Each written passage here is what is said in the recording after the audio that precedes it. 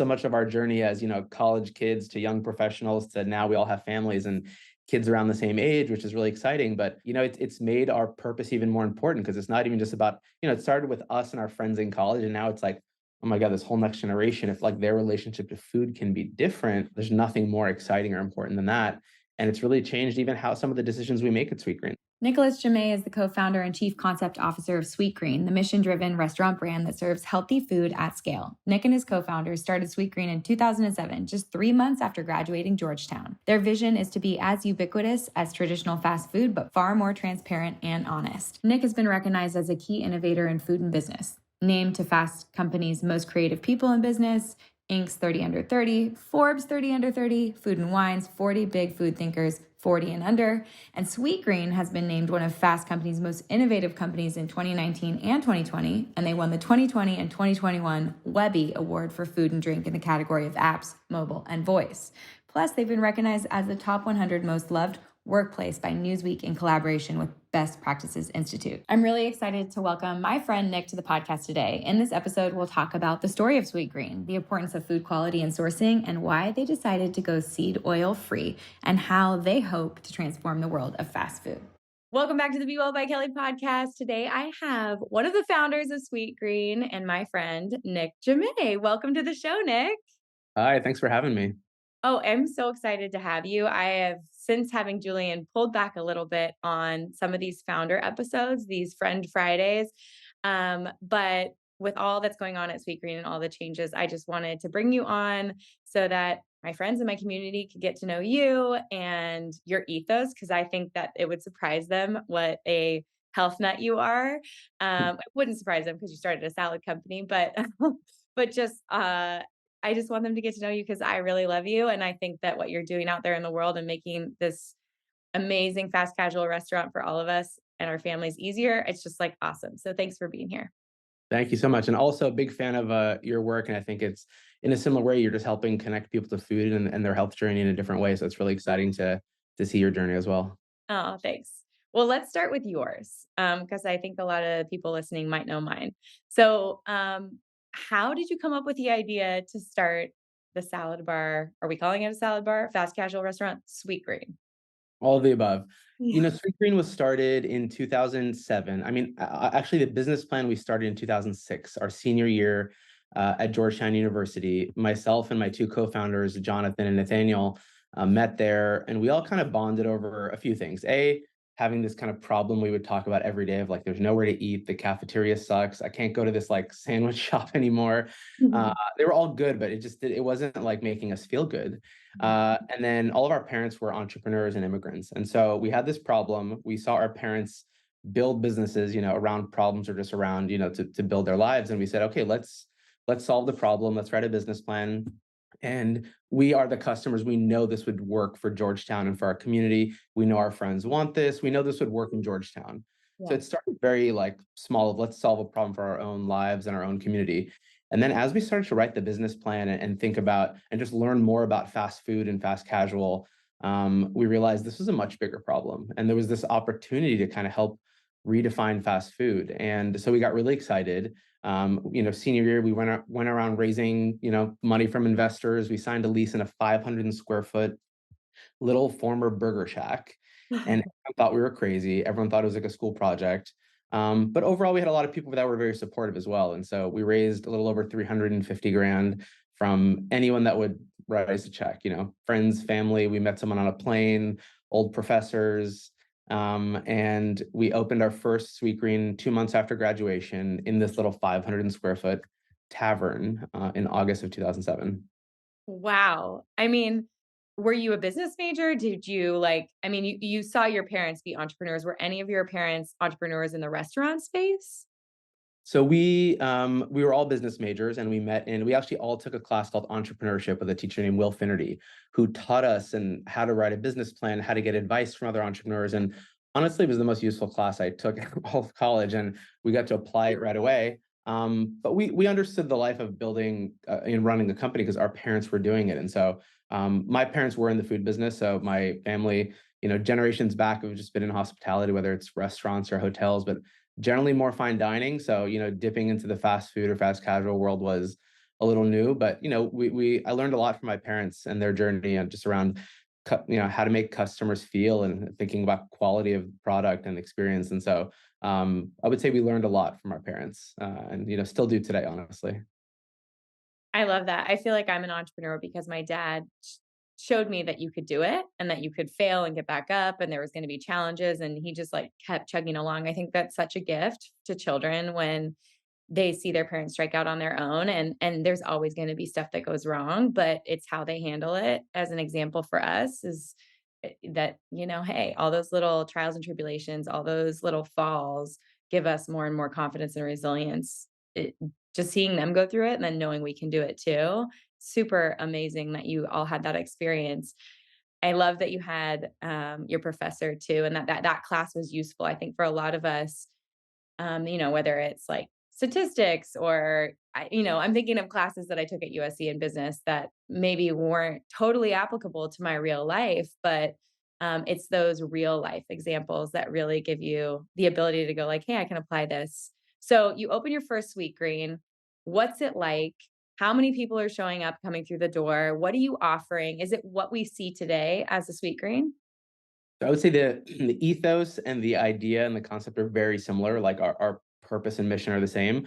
The menu and the offering has evolved so much. When we first opened the 500 square foot restaurant, it was all salads and soft serve froyo, and that's where the name comes from, Sweet and Green. But the idea was to take these items that could still be a treat, and make you feel really good, but to create this kind of different environment and setting around healthy food. When we looked around and wrote the business plan, realized that all the food that was the most craved, the coolest brands, the most accessible was all the least healthy.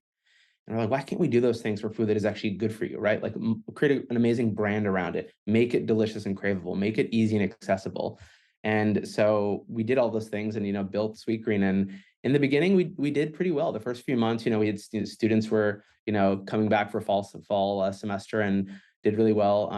But then the winter hit, and we actually had a horrible first winter to a point where we almost went out of business. We were down to like 2 grand in our bank account. Uh, and there was a point where we looked at each other and we're like, this may not work. And it forced us to really rethink, how did we want to evolve the business plan? How did we want to evolve the offering, the experience? And it made us ask a lot of questions around the future of Sweetgreen. But ultimately, we came out of the winter, spring hit, our business skyrocketed, and we realized, okay, there was something here, and we needed to, continue making the menu broader and making our offering make sense for different parts of the year for different customers. But we made it out and we had a great first year and started looking for our second and third locations at that time. Wow. So, what changes did you make knowing that you had that lull in the winter? I mean, not a lot of people are craving like crisp cold salad if it's freezing on the East Coast. We started just adding some warmer ingredients, and some more proteins. And that's honestly been, I would say, a journey over the whole 16 years of doing Sweetgreen. In our second and third locations, we said, okay, we need some indoor seating. We need somewhere for customers to walk in. The first one was so small that there were no seats, and so in the winter, people were like, I don't really want to go there. And you got to remember, 16 years ago, it was very much before there was delivery was not really like a dominant channel, and people wanted to go to a place. And so, over the years, we've developed like in our industry and at Sweetgreen, we developed all these different channels around like a really strong pickup business, our app, delivery, and those things really evolved and changed our business. But early on, it was people that would walk, wait in line, get their food, and then go back to their dorm or office or home. Well, I think what you've done a really good job with is it is fast when you get there, but it isn't fast food. Like, and you're not driving through someplace. It's not fried. It's, you do have the crisp cold options. You do have the warm options. I will say it's craveable personally that I've tried to replicate your cashew Thai. What's it called? Spicy cashew dressing. Yes, it's so good. I mean, like, I could drink it, it's so good. So it is craveable. I wouldn't pick I don't think of you guys as a froyo shop. I think you've, really cornered the market when it comes to, like, bowls and salads.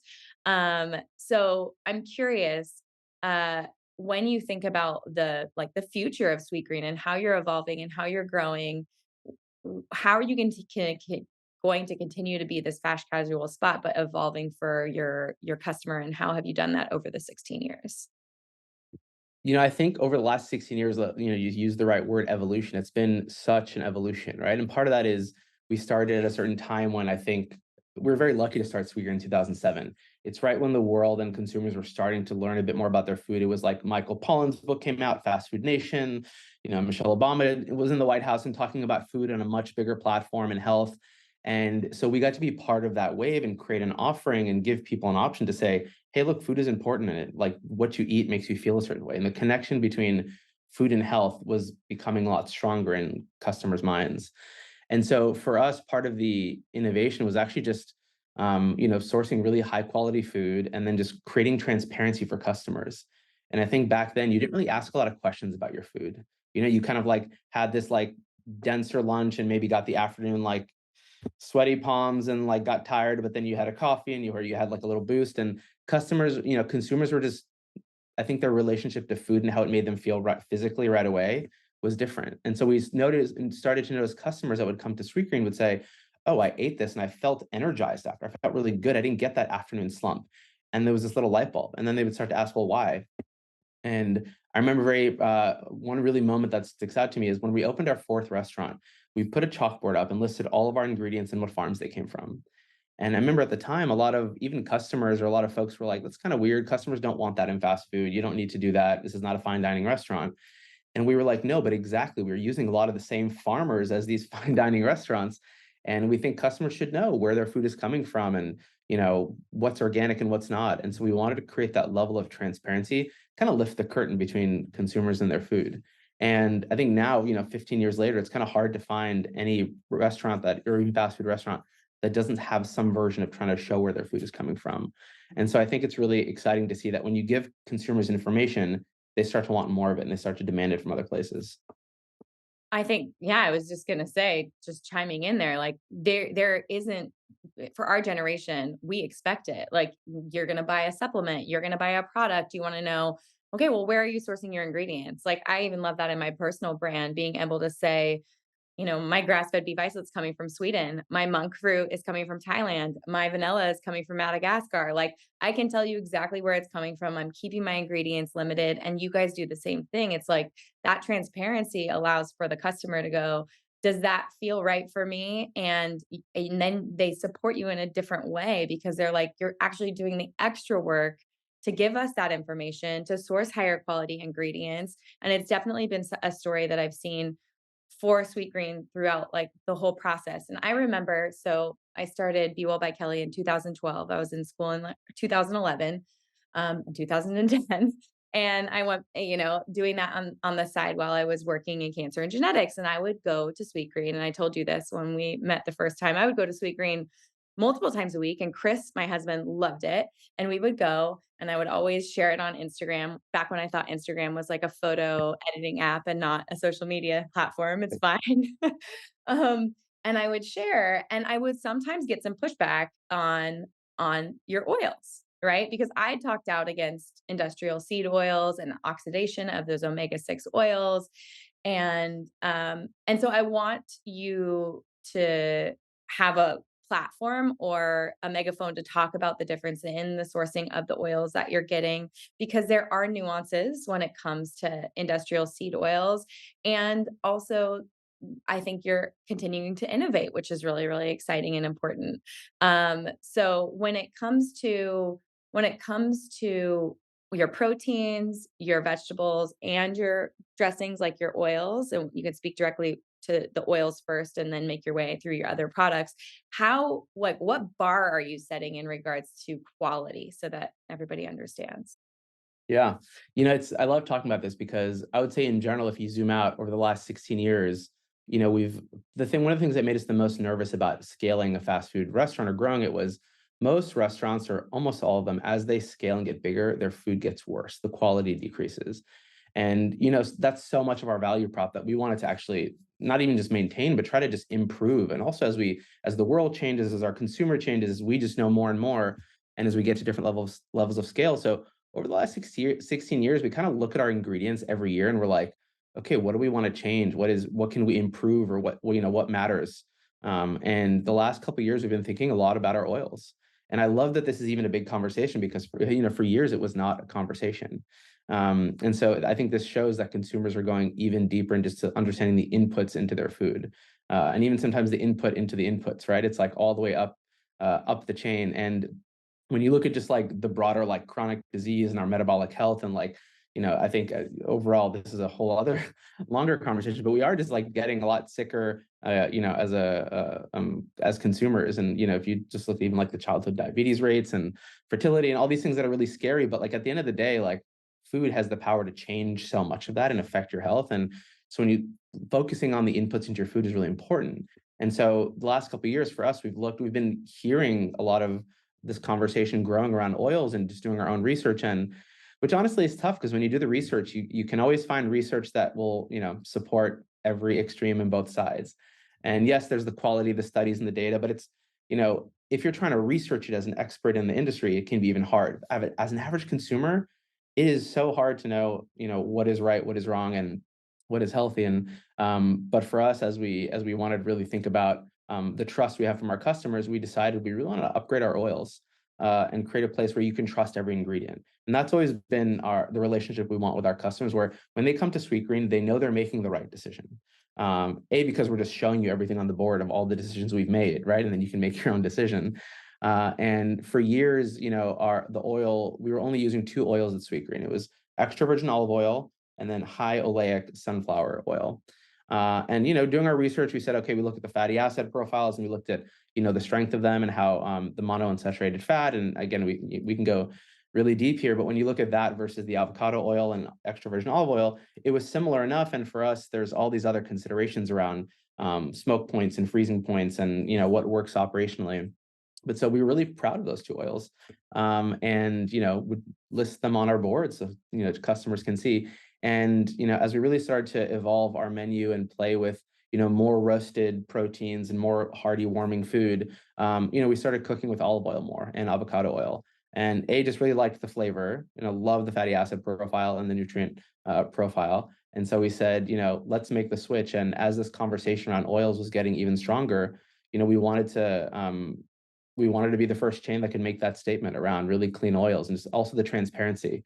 I think part of the problem is when you go to most places, you don't know what they're cooking in. And it's not, people, I said, you go to most places and they're telling you where their food comes from, but it's kind of like, hey, look at this really cool like peach that's in season, but it's not about all the other inputs of like sugar, oils, all the things that go into certain dressings or other recipes. And so for us, we wanted full transparency to share just this platform of clean oils. And so again, it's a journey for us. Every year we want to keep making it better, but we did a few weeks ago fully convert across the country in all 222 of our restaurants to cooking with extra virgin olive oil and avocado oil. And the response has been really exciting. And customers, even if they weren't, it wasn't something they were thinking about before, you can tell they're thinking about it now. And the response from the folks that really cared about it was strong, but the response from everyone else has been equally strong. And they're like, oh wow, they appreciate the investment because it is an investment. And they appreciate that we, are just investing in the quality of our product and then communicating it and why it's important.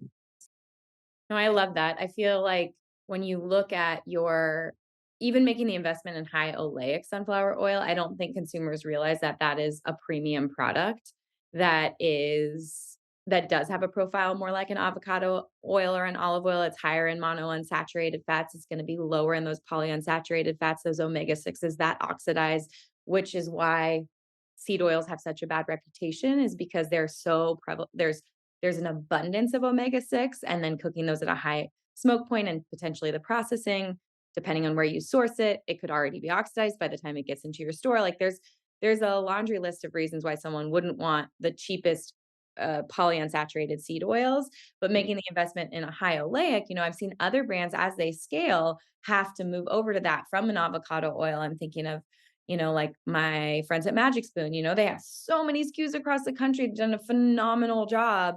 And they just can't keep it at scale. And they've made swaps. And it's like, I look at that and I go like, okay, like not my favorite, but like still a really high quality oil if this is what you're having, because most of the cereal has canola oil in it or like some other lower quality thing. And so but what you're doing for your consumer is you're making those choices before them.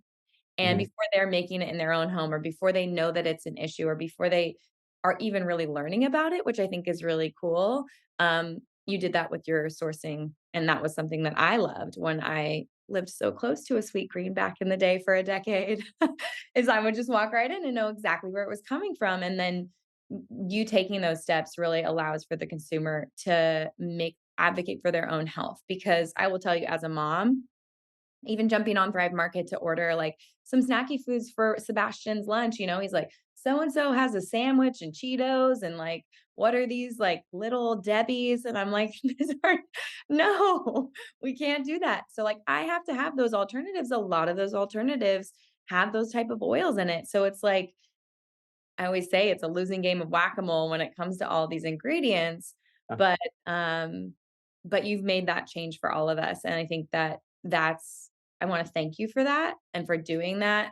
I That's one of the reasons why I wanted to have you on, because I want my audience to know that you've made this swap and that there's all these really clean oils and proteins and produce available for them if they can't. It's like the reality is like we all wanna eat healthy and feel our best. Not everybody has the time to meal prep or spend 4 hours or 6 hours on a Sunday doing this, or they have jobs and they travel and they have nannies and help, and like their life is just really scheduled and crazy. And so this makes it easy to make a good choice and feel like really strong about it. I'm curious, have you had to pass on those like price increases to your consumer, or did you absorb them? What's the plan there? Yeah, great question. So, I think, and the question of cost is really interesting because when you look at seed oils and the prevalence, it is so much based on cost savings, right? And shelf life and things like frying capability and ultimately when you also zoom out, and this is part of what got us really excited about Sweetgreen, but also scared us about like the state of our like health in the US is like over the last couple of decades, we've just like started eating like cheaper and cheaper food, right? And the inputs get cheaper and ultimately we're just getting sicker. So it's like you're paying less for your food, but you're paying more for your healthcare. And even if you look at the data over the, in the past like half, a century of how much the average consumer spends on their healthcare versus their food, it is just fully inverted. Like we used to spend more on food and get less sick, and now it's the inverse. And so much of eating clean is like it's like preventative medicine, right? But when it comes to cost, this is not for us, not connected to a price increase. We're not passing the cost on. And we're being creative on our menu and finding ways to offset the cost. And part of that just naturally comes with scale, right? Just economies of scale. But would it be cheaper for us to go to, a traditional seed oil? For sure. But is it part of our ethos? No. And I think for us now, to your point, and this is why I'm so excited we're talking, is we also think it's important to just tell these stories around food. And I think in our over our 16 years, we've had a lot of fun telling stories around food, whether it's like breeding seeds and talking about vegetables or talking about oils, or for us, it's about just like getting people really excited about clean food, the same way they're excited about fast food. And I do think our food can be as craveable as fast food. And I guess craveability is in the eye of the beholder, but the way it makes you feel after, I crave that feeling, right? And so for us, we look at trying to shift the whole paradigm of fast food and change how it feels to eat, how it feels to experience and interact with those brands. And fast food brands they're also brilliant marketers. Their food is physically addicting, but they're brilliant marketing engines. And so our thesis at Sweetgreen has been, to try to build the same thing around food that is good for you, good for the soil, good for farmers. And when we look at even our supply chain, I can talk about our supply chain for hours, but we spend time with so many incredible regenerative, organic, and local growers and farmers and food partners that think about the effect on the soil, and like the nutrients and the flavor all starts in the soil, right? You gotta like go way back, and that's where it starts. And so for us, working with the right partners that are growing things the right way with the right inputs, and ultimately having an even more positive effect beyond just your personal health is really really important for us, because like for us the whole system has to evolve. If customers want to eat more nutrient dense food and we want to make more of it, we need to make sure the industry people growing it is also supported. So for us, it is the whole economic engine around food that we're evolving. It's not just about the bowl that we sell you. Well, I will say after 10 years of eating at Sweetgreen, for me personally, I think, yeah, whenever you open Brentwood, it was a solid amount of years there, like 4 or 5 years that I was eating there all the time. I would say it's absolutely craveable. It's you just talking about it. I'm like, yes, I know exactly what I would make right now. And I craveability comes from eating something and consistently almost to the point where it becomes habitual, and then you're like, "Ooh, food memories." Like, I actually have Sweetgreen food memories. I have such sweet memories of the people in the Brentwood location actually knowing Sebastian and Mm. going there and pulling the high chair out and getting the kids meal, which, allows you just to throw some of those, I'd throw the spicy broccoli, I'd throw the chicken, he'd have some chickpeas, like, we had a lot of fun with food at Sweetgreen and allowed me to introduce food to him in a new way, and we got to eat together. It was actually really special, and I know, you're a dad and you've evolved. Like, I think back to you becoming interested and excited about health in college, and you and your co-founders, that came from passion, and it's been with you from the very beginning all the way through. And much like I've evolved in the health space, you have too, and I've seen Sweetgreen evolve with you. So I'm curious, how has your personal health evolution influenced Sweetgreen's evolution? I mean, we see it in the oils, but what's coming down the pipe? What are you excited about? And how are you taking care? And we'll get into how you're taking care of your family too. But how is that evolution really influencing what's going to happen at Sweetgreen and what's next?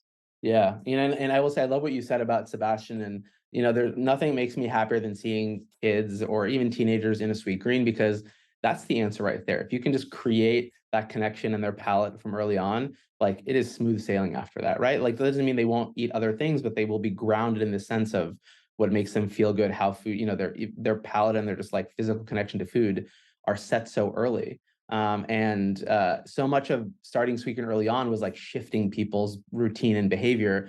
But if you can establish that in kids, and their routines early, and even like as small as when they're first starting to interact with food, like, there's Yeah. nothing more exciting. I'm really grateful to my parents. When I was little, we were like a no soda household, and it doesn't mean like wouldn't have it at parties here and there, and it was a treat, but like, it was not in our routine. And my parents did such a worked so hard to make sure that we understood quality food and we ate well. And so when I could go to places where I could decide if I could want to buy a soda, it just wasn't in my palate. I didn't want it.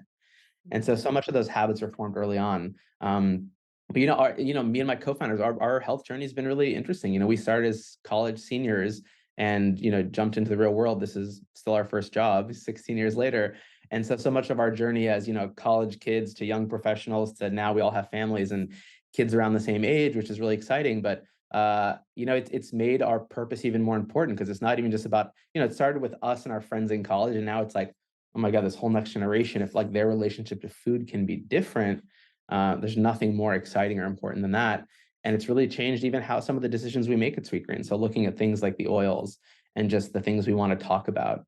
We did launch kids menus on our more broadly this last year. And every time I see, a parent in a Sweetgreen and their kids sitting next to them eating the same food, there's nothing that brings me more joy, because, our thesis is that kid food is adult food. There should not be like a difference. This like, standard kids menu you see everywhere else is, and I know it's a much more nuanced thing. We could probably talk about kids diets for a whole other episode, but early on, if you can just get them to eat what you eat, it just changes their whole perspective and relationship to food. Well, I moved out of LA. My audience knows that. I'm down south and we don't have as much access to the amazing restaurants that we had up in Los Angeles. But I'd always seek out places like Sweetgreen or Flower Child, or, you find your little places where I can order the adult menu and the kids meal menu look the same, because it's that exposure and that modeling that really influences our children's behavior, and getting as much variety in the flavor window before those 18 months as possible. And I mean, you and I both can relate on this. Like, it is just all about, from bitter to umami to like gamey, you name it. Like, how do you get this in your kids' diet? So I'm curious, at home, can you share a little bit about your family and how you are kind of leading the charge at home, almost like your parents did with you, for your kids? My wife Holly and I'm very fortunate to have an incredible wife, Holly, who, is so smart and talented in so many ways. But she also loves food just as much as I do. And so the first thing we just realized is that when your kids, I mean, mimic everything you do, obviously, but they mimic your relationship to food in a big way. And so because we enjoy food so much and we make it such a big part of our family life at home, and we're cooking together and we're tasting and we're going out, and we brought our first son Julian out to many restaurants. He's 3 years old now. Realize he just like mimics us, and he's like, his excitement around food is there, and he wants to taste everything and try everything. I mean, this morning I was making him eggs and he asked for sumac on his egg. He was like, oh, now he wants like sumac on his eggs because he saw me and Holly put them on our eggs. And so and he goes through phases, obviously, where he's pickier about some things, or sometimes he wants to try everything, and just like any kid, but his relationship with food is like of excitement and joy. And he wants to taste everything. He doesn't like everything, but he will taste everything. And that's what's important. Mhm. And honestly, we talked about this, but I think it even starts earlier than that. And my wife just gave birth to our second baby boy, Olivier. He's 6 weeks old today. And, going through that experience, especially the first time, I learned so much about, pregnancy diet and postpartum diet and care. And so obviously at home, food is a big part, and like my love language is food. So, my job at home was to cook for my wife and make sure that she was eating, all as many nutrients and staying hydrated as she could because she was breastfeeding. And obviously when you give birth, you have a little bit of fog sometimes. And like she would just like, I'd notice she'd forget to eat or drink. So my job was to like make sure she was eating and drinking. And so this time around, she had this funny name for me. She would call me Daddy Doula because I was like waiting on her hand and foot. Because I was also just in awe of what she had just done. Right. And just like, mothers are just it's just an incredible experience to watch someone go through that. But so I said, the least I can do is feed her. And so this time around, I created like a menu of all her favorite foods from the first time with like a, Daddy Doula Cafe, which she thought was really funny. But again, the whole idea was that, the nutrient density in what you eat, like the importance of it starts even when it's going through the mother and into the breast milk. And who knows, even maybe your palate is affected by that. But my wife is we noticed that Julian likes all the foods my wife was eating when she was pregnant, which is funny. So yeah, I think food is an important part of our household, and just that relationship to food starts so early. And so for us, it's just been about creating joy and excitement around it. No, we all need a daddy doula, Nick. I know we were joking about that before the podcast, but it is, I love that your love language is food. I love that your children are as excited about food as you are. I think we can all get in the rat race of moving really fast and like just getting the food and plating it on throwing it on the table and like not really interacting with our food beyond just like shoveling it in. And I can think about a client that I'm working with right now, and it's like, there's so much emphasis on like improving their children's eating and how they're eating, and they're so scheduled, like, multiple children, like they've doubled my amount of children, like just so many kids. And, we start to talk, they have a lot of support, phenomenal, lucky to have like a chef on staff, like things like that. And you're like, okay, so what does the family dinner look like? Nobody's sitting down at the same time. Mhm. And, like, there's no modeling or exposure to that and the importance of that. And so it's like, oh, like, no, it doesn't, we don't need to switch the menu.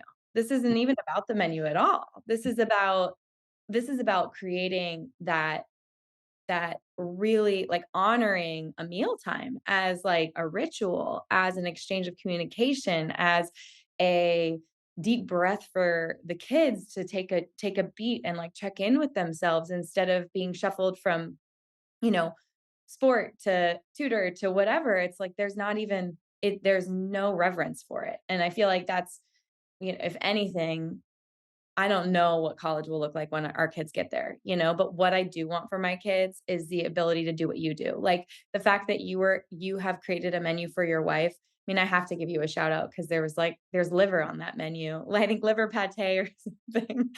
But something like that, like the fact that you know how to make that, like what a gift that you're going to be able to give your boys for their future wives, like to teach them how to be in the kitchen and cook for themselves and take care of themselves and nourish themselves and just to live. Like that's about, I think so many of us are focused on the wrong things, and I can't judge because I'm not there yet, and I can see how you can easily be distracted so easily by whatever your child is excited about or whatever everyone else is doing. But like to ask yourself, do my kids have the basics? Can they Mhm. cook themselves a meal? Do they know how to source stuff at the grocery store? Can they make scrambled eggs and put sumac on top? Like I bet you Julian's going to know how to do that by 5 or 6. So now, following what you think is most important for your wife, how is that influencing the future menus at Sweetgreen?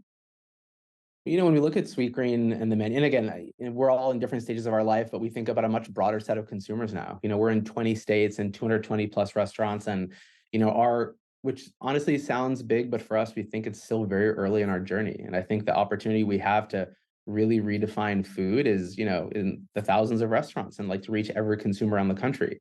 And to do that, we're going to have to continue to evolve, right? Our offering, our experience, our channels, our restaurants, what they look like, how you get the food, and how to make it truly accessible.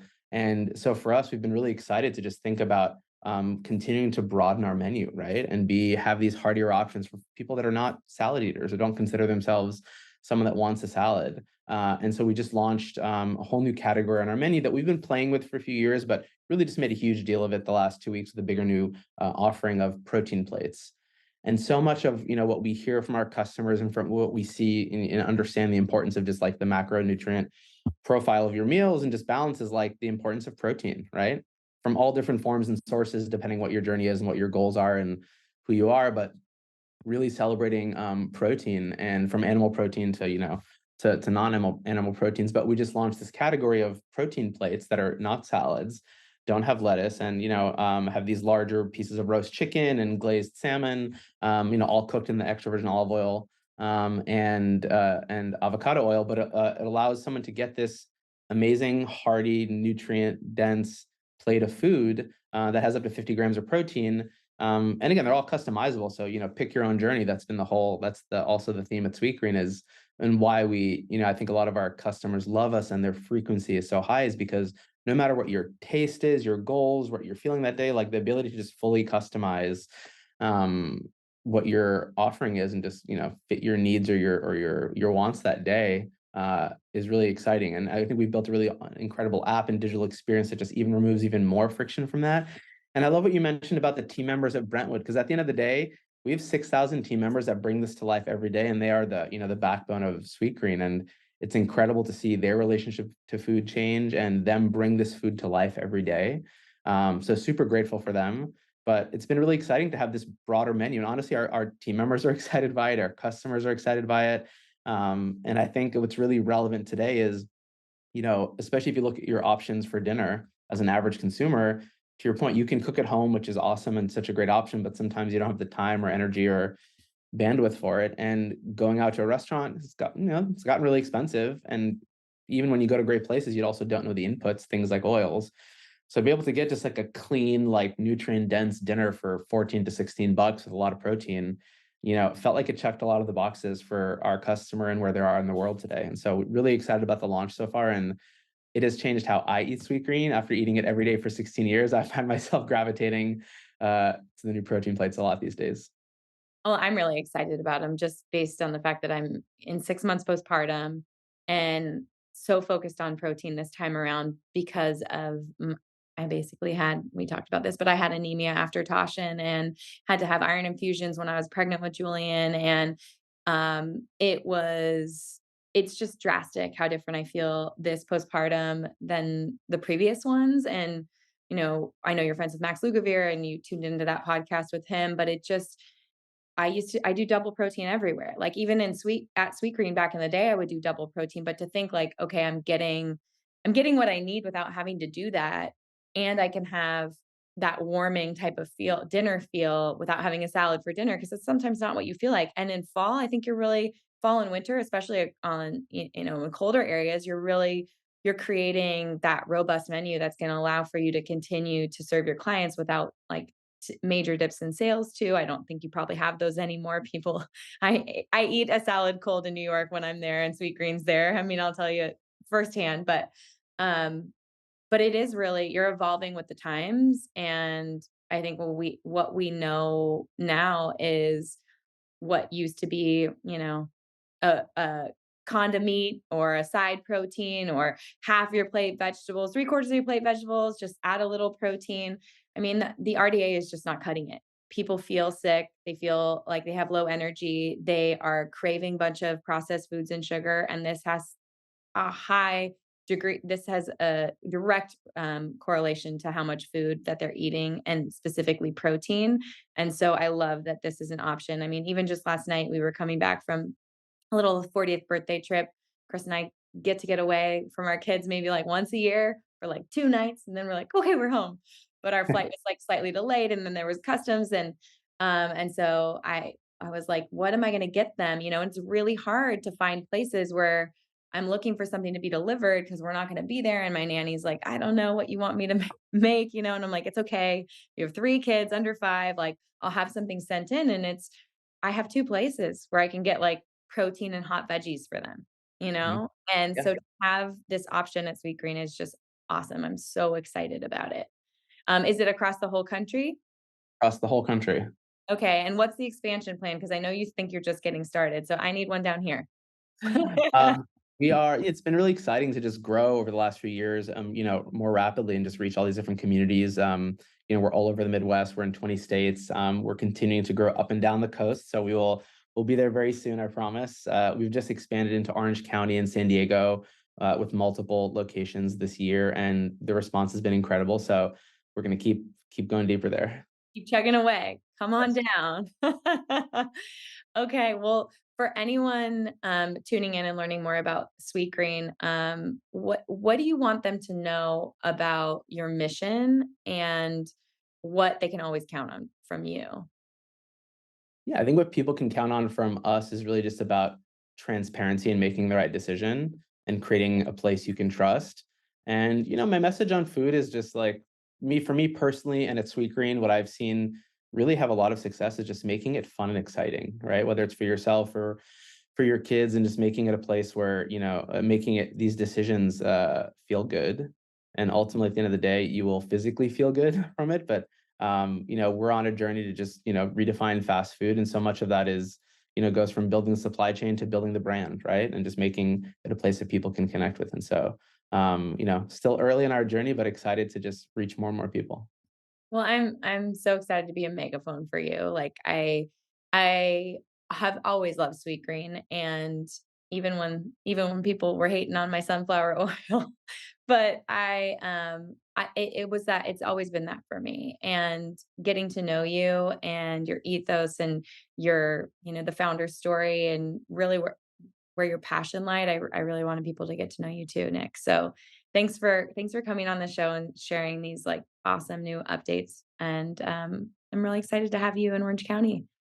Yeah. Thanks for having me. This was a lot of fun.